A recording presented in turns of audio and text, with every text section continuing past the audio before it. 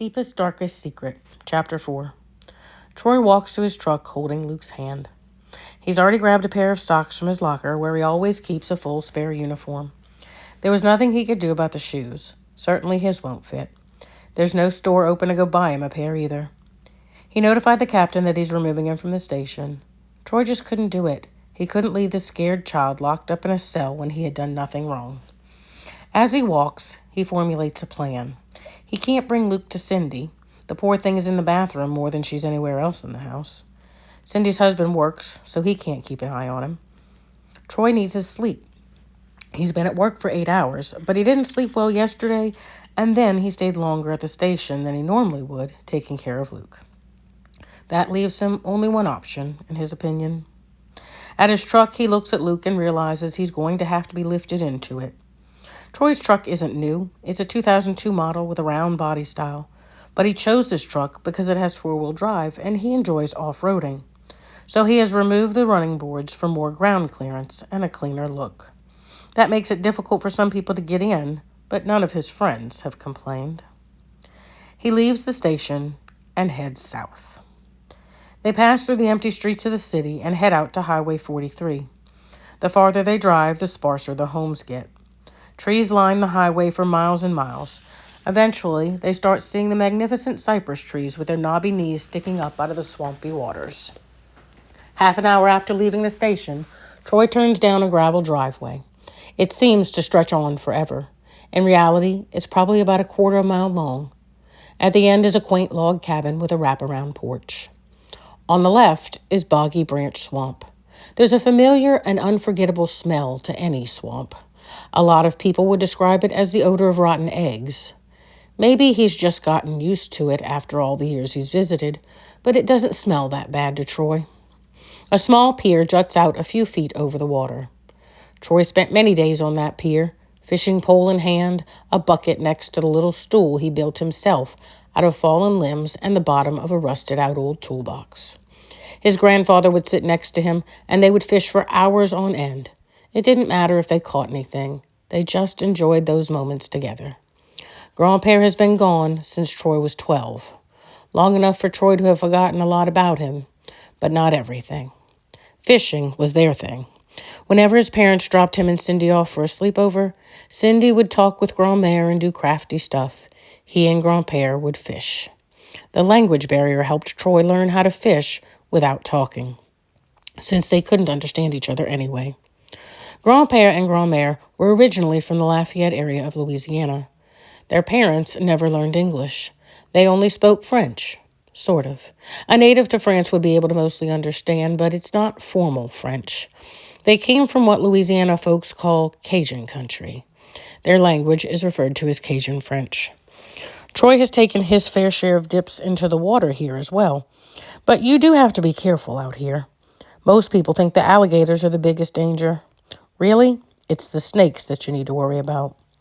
Sure, there are gators out here, but there are a lot of snakes. They hang from trees and swim through the waters. They strike just as fast as a gator, too.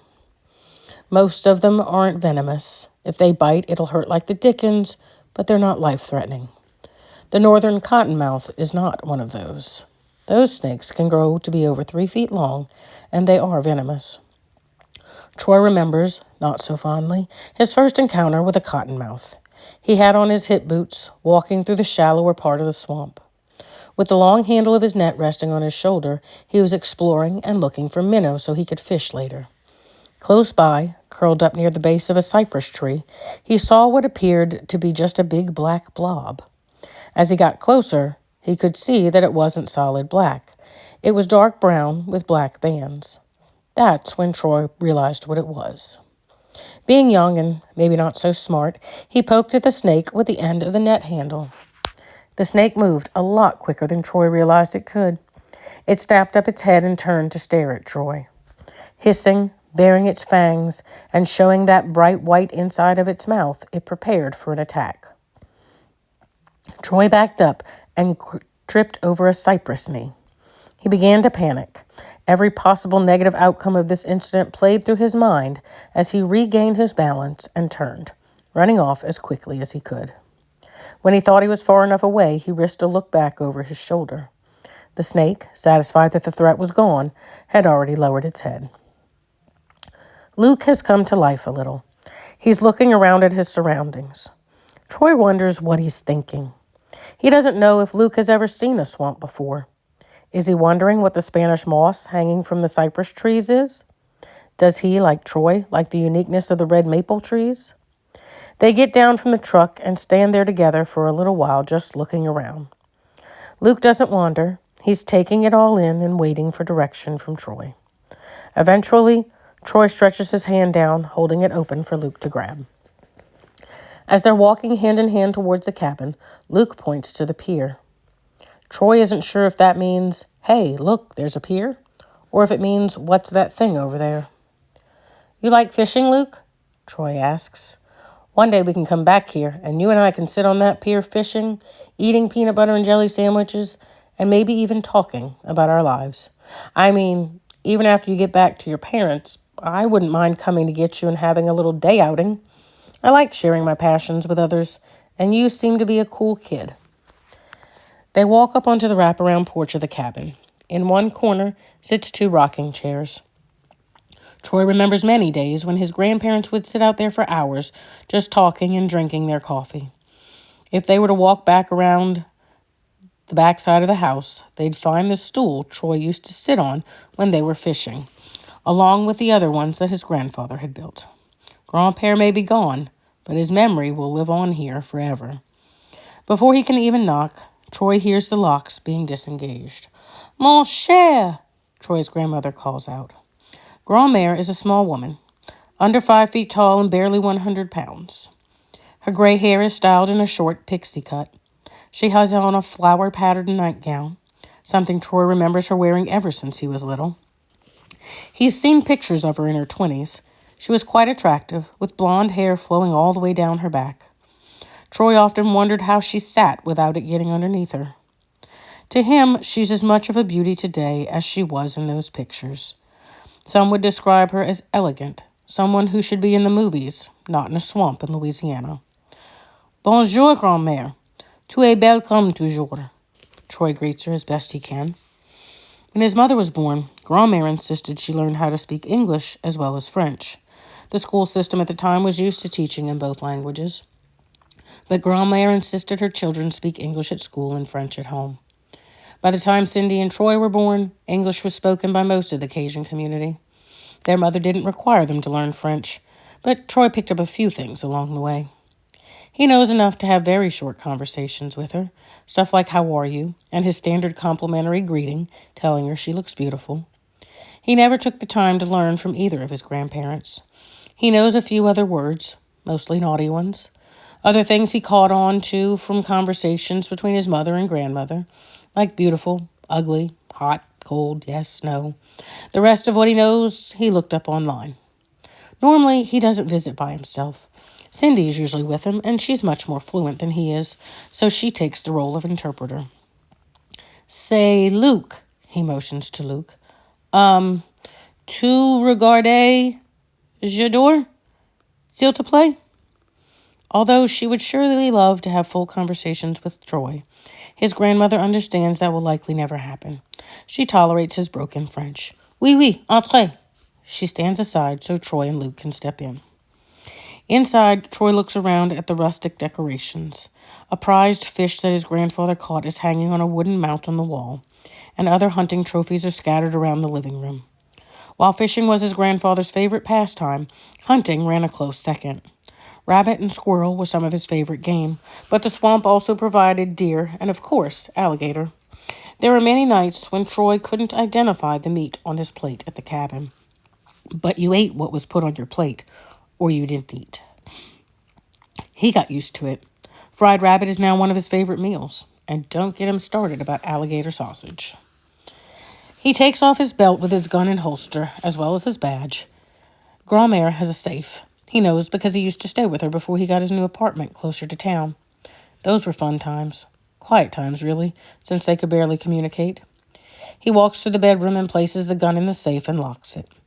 He looks around the small room. The book he was reading when he moved out is still sitting on the nightstand. His old trophies from his high school track meets line a shelf on one wall. The bed is made with a flowery, frilly comforter, and a knitted blanket is draped over the bottom. Grandmère hasn't changed much in here. When he turns around, he realizes Luke has followed him in. "Oh, hey, Luke. Listen, I'm going to sleep for a little while. Grandmère will take care of you. She doesn't speak English, but she's good at communicating with gestures. You can do the same thing if you need anything. There's a television in the main room. If you point to it, she'll turn it on for you and give you the remote. I know this seems weird, but it's better than sitting in that cell, right?" Luke just stares at him. "So, yeah, go ahead. It'll be all right, I promise." Luke turns and walks out of the room. Troy closes the door behind him and settles down in the bed. Hopefully, he can get a few good hours of sleep before Luke or his grandmother wakes him. Once the door closes, Luke walks into the main room. There's an old couch with a bright orange and maroon barn pattern on the cushions. Next to it is a large brown leather recliner where Troy's grandmother is sitting. She has a partially made blanket in her lap that she's working on, and a knitting needle in each hand. As Luke takes in the rest of the room, he sees different blankets all over that look somewhat like what's in her lap. He also spots the television mounted over the wood-burning fireplace. "Tu veux regarder la télévision?" Troy's grandmother asks. Luke looks at her and tilts his head to the right. He hasn't understood a word of what she just said except television. What language is she speaking? He has no idea, but he looks towards the TV and points. She nods her head and hands him the remote that's sitting on the side table next to her recliner. Luke takes a seat on the sofa and turns on the television. He flips through the few local channels that are the only thing she can get out here. There are no internet service providers that have braved laying their wires through the swamp. Settling on a game show, he lies back and watches. Loud alarms and screaming fill the room as the contestants compete to win prizes. Troy's grandmother points her finger down a few times, and Luke figures out how to turn the volume down. He thinks that's what she wants. Troy is trying to sleep, after all.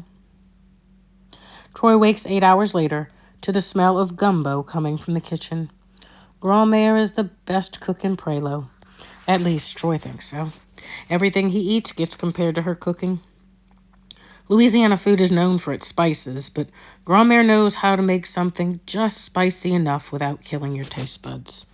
There's a fine line that she knows how to walk.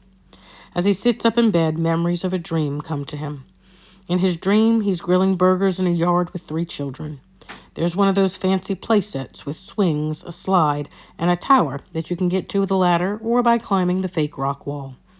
It's dusk, and one child is running around the yard chasing fireflies. One is standing next to him trying to help with the grilling.